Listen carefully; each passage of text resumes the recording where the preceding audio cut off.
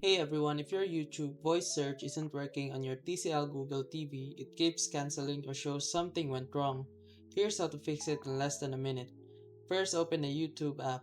From the left panel, scroll all the way down to Settings, then go to Microphone Access, and make sure it's turned on. If it's already on but still not working, go back to your TV home screen, open Settings, then go to Apps.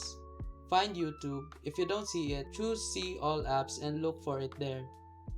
Now open permissions and you'll probably see that the microphone is not allowed. Select it and choose allow only while using the app.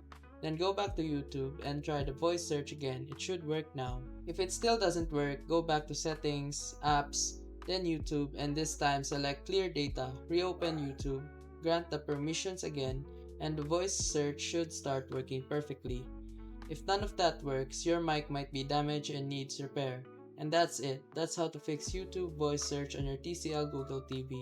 Leave a like if this helped, and I'll see you in the next one.